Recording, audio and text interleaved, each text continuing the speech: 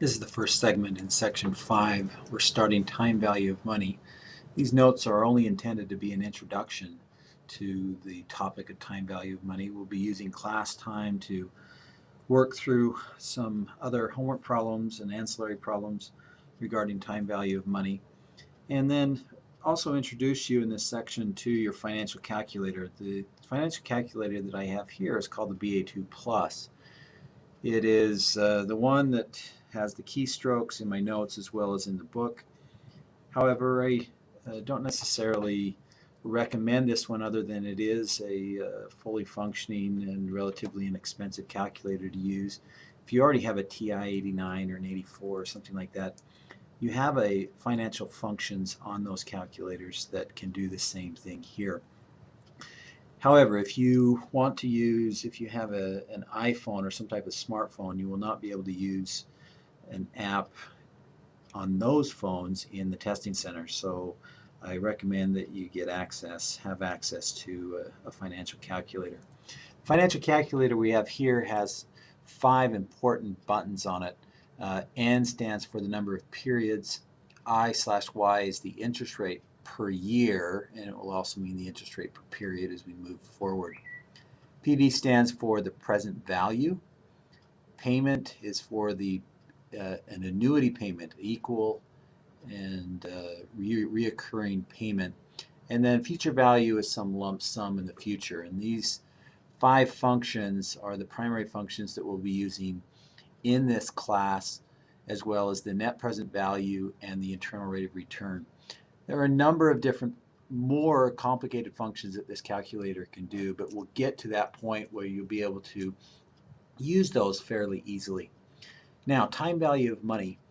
Time value of money is the idea that a dollar invested today will grow to something more in the future. So if I have the money today, it means that I can invest it and make more. So a dollar today is worth more than a dollar in the future. When we present time value of money, we like to present them on timelines. And there's a number of reasons why we want to use a timeline. When we begin, the timelines are relatively simple. But as we get into more difficult problems, timelines gives us a means to visually depict cash flows, both positive and negative, so we can have a clearer idea of what's happening. It really is a means to inventory what we know and what we don't know about a problem.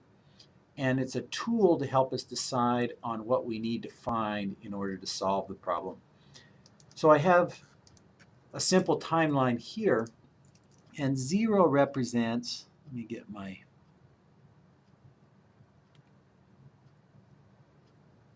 pen. 0 here represents today. It represents this current time period. 1 through n represents the number of time periods, not necessarily years. However, we'll start off assuming everything is annual. If we look at a more complicated timeline, we can show the cash flows that occur at each one of those time periods. So we could start with this idea that the cash flows are here, but more information is provided if we give arrows. These arrows represent the direction of these cash flows. And then we can show larger cash flows with longer arrows and smaller cash flows with shorter arrows. And those arrows represent an inflow and outflow. It doesn't matter whether you use an up as an inflow or an up as an outflow. It only matters that you are consistent. You have to be consistent with a timeline.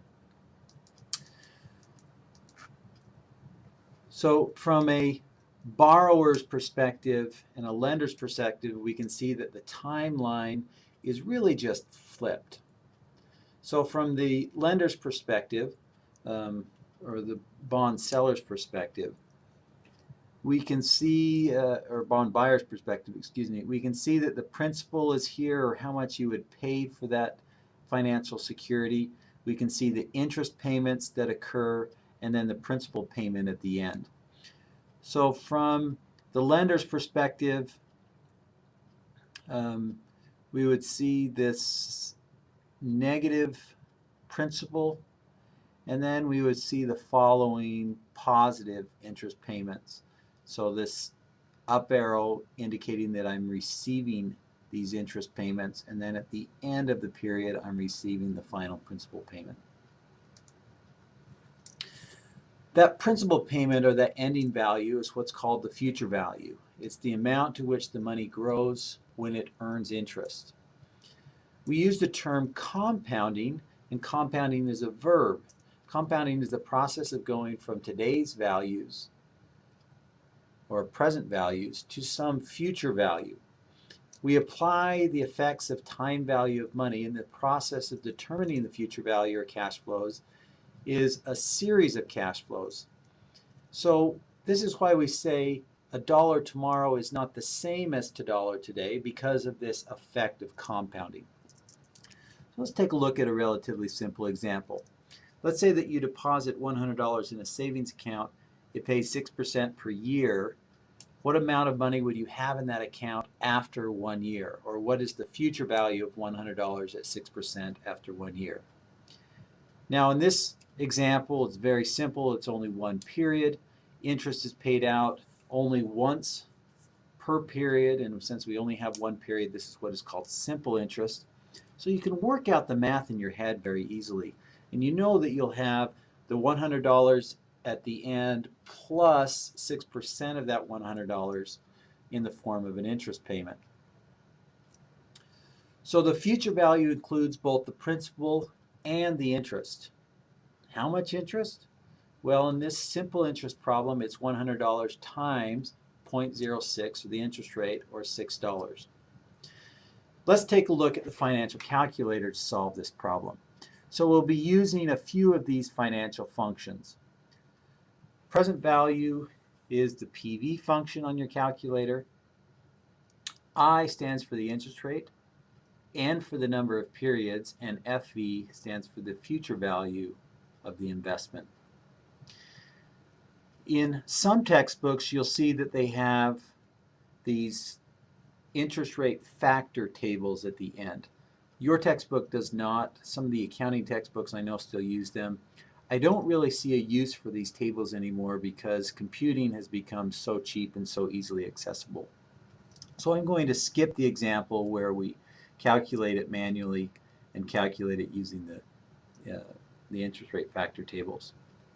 Using your BA2 Plus calculator, the first step in any time value of money problem that we want to do is to clear the calculator functions. We don't know, since the last time I turned this calculator on, what numbers or values are still in that registry.